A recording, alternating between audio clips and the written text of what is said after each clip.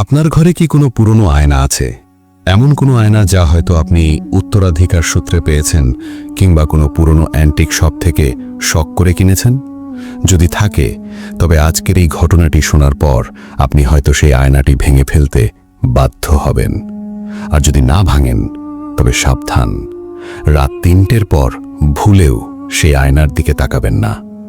কারণ আয়নার ওপারে থাকা আপনার নিজের প্রতিচ্ছবি যদি হঠাৎ করে আপনার দিকে তাকিয়ে হেসে ওঠে, তখন কি করবেন? আজ আবার শুনতে পাচ্ছ শব্দটা? আমার স্বপ্নে ভিতরেই রোজ এভাবেই আসে। ভূত FM 9.8, ভয়, রহস্য আর অজানার ঠিকানা।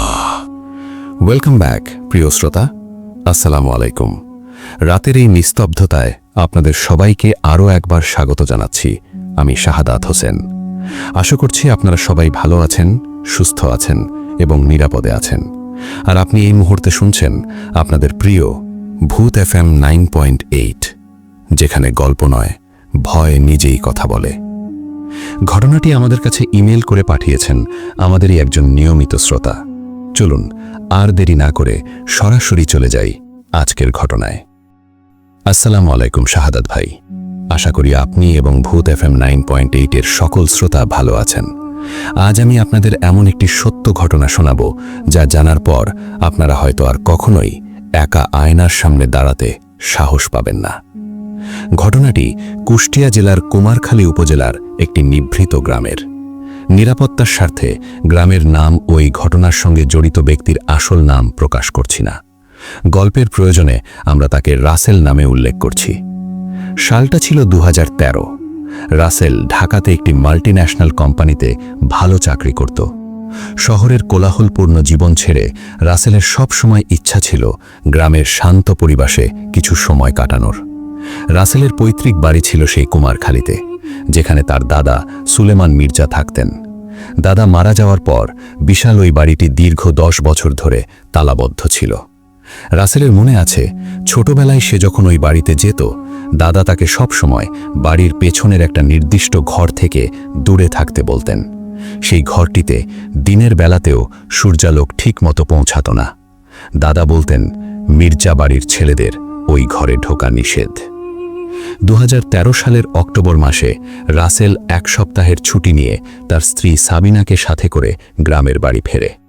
সাবিনা শহরের মেয়ে। গ্রামের এই পুরনো এবং কিছুটা ভুতুড়ে বাড়ি দেখে সে বেশ রোমাঞ্চিত ছিল। প্রথম 2 দিন ভালোই কাটল।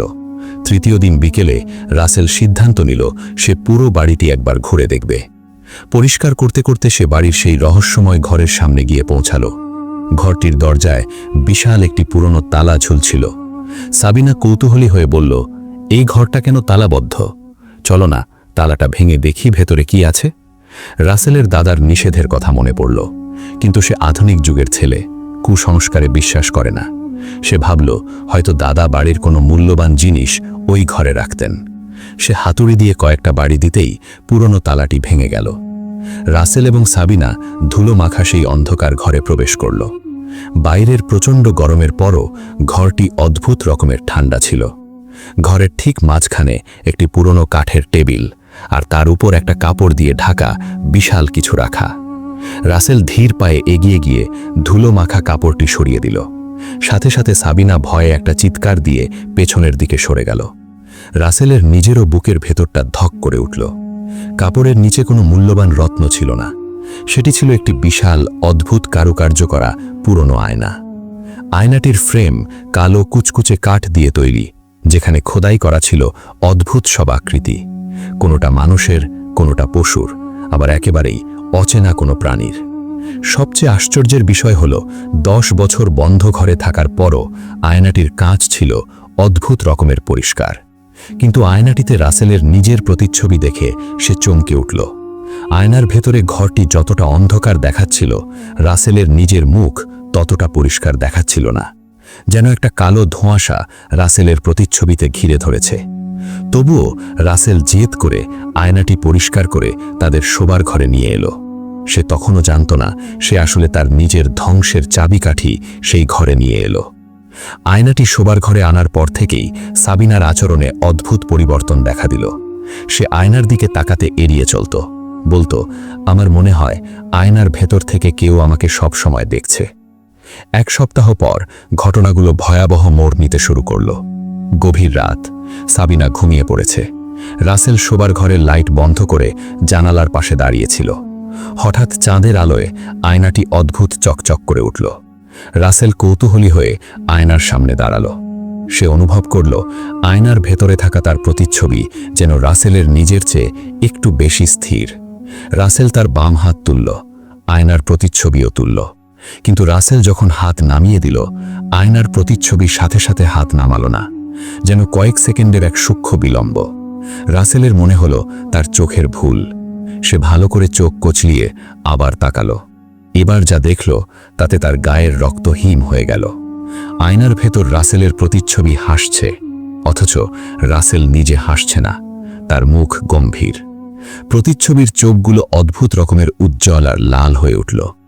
রাসেল ভয়ে বিছানায় গিয়ে সাবিনাকে জাগানোর চেষ্টা করল, কিন্তু সাবিনা তখন গভীর ঘুমে আচ্ছন্ন। পরদিন সকালে রাসেল ছুটে গেল গ্রামের প্রবীণ সুলেমান ডাক্তারের কাছে। সব শুনে ডাক্তারের মুখ গম্ভীর হয়ে গেল। তিনি দীর্ঘশ্বাস ফেলে বললেন, রাসেল, তোমার দাদা সুলেমান মির্জা গ্রামের একজন বড় আমলকারী মানুষ ছিলেন। তিনি জিনদের বশ করতে পারতেন।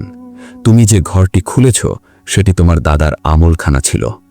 আয়না হলো 2 জগতের মাঝখানের পথ। তোমার দাদা হয়তো কোনো শক্তিশালী জিনকে ওই আয়নায় বন্দী করেছিলেন, আর তুমি সেই বন্দী পথটি আবার খুলে দিয়েছ। রাসেল এসব বিশ্বাস না করে বাড়ি ফিরে এলো, কিন্তু সেই রাতেই শুরু হলো আসল বিভীষিকা। গভীর রাতে সাবিনা হঠাৎ আয়নার ভেতর থেকে ফিসফিস শব্দ শুনতে পেয়ে জেগে ওঠে। সে দেখে আয়নাটি নিজে থেকেই বিছানার দিকে ঘুরে যাচ্ছে, আর আয়নার ভেতরে রাসেলের প্রতিচ্ছবি আয়নার কাঁচ ভেদ করে ধীরে ধীরে সামনের দিকে এগিয়ে আসছে। তার চোখগুলো টকটকে লাল, সারা গায়ে আগুনের মতো ধোঁয়াশা।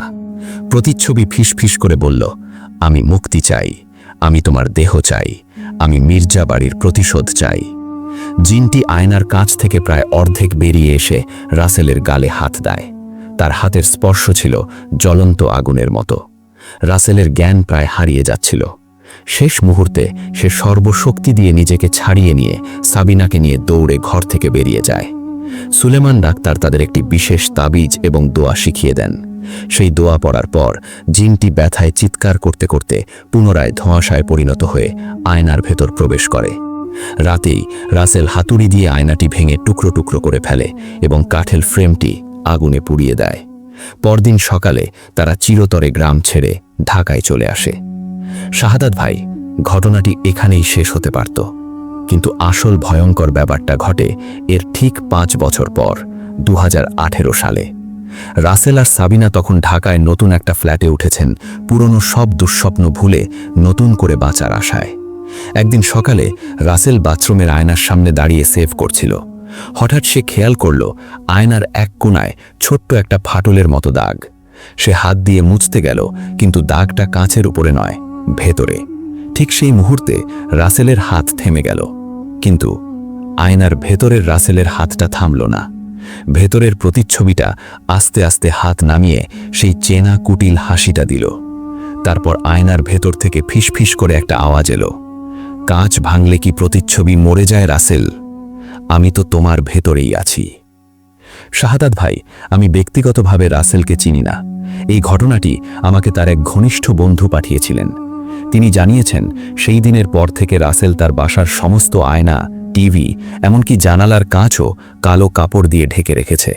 কিন্তু ভয়ঙ্কর ব্যাপার হলো, মাঝে মাঝেই গভীর রাতে সেই ঢাকা আয়নাগুলোর ভেতর থেকে খট খট খট করে কাঁচ ধাক্কা দেওয়ার শব্দ আসে, যেন কেউ ভেতর থেকে বেরিয়ে আসার জন্য ছটফট করছে। রাসেলের বন্ধু বলেছেন, দোয়া করবেন রাসেলের ঘরের আয়নার কাঁচগুলো যেন কোনোদিন আর না ভাঙে। প্রিয় শ্রোতা, শুনলেন তো কুমারখালীর সেই অভিশপ্ত আয়নার হাড় হিম করা ঘটনাটি? একটি পুরনো আয়না কিভাবে একজন মানুষের পুরো জীবনটাকে এক অন্তহীন আতঙ্কের মধ্যে ফেলে দিতে পারে, তা সত্যিই অকল্পনীয়। রাসেলের জন্য আমরা দোয়া করি তিনি যেন এই অশুভ ছায়া থেকে মুক্তি পান। এই ঘটনাটি নিয়ে আপনাদের মতামত ও অনুভূতি কি তা অবশ্যই কমেন্ট করে জানাবেন। ঘটনাটি ভালো লাগলে একটি লাইক দিন এবং বন্ধুদের সাথে শেয়ার করুন। আর চ্যানেলে নতুন হলে সাবস্ক্রাইব করে বেল আইকনটি বাজিয়ে দিন। আমাদের ফেসবুক পেজে ফলো দিয়ে রাখুন, যাতে পরবর্তী কোনো লোমহর্ষক সত্য ঘটনা আপনার মিস না হয়। আপনার জীবনেও কি ঘটেছে এমন কোনো অশুভ বা অলৌকিক ঘটনা? যদি এমন কোনো হাড় হিম করা অভিজ্ঞতা আপনার থেকে থাকে, তবে আর দেরি করবেন না।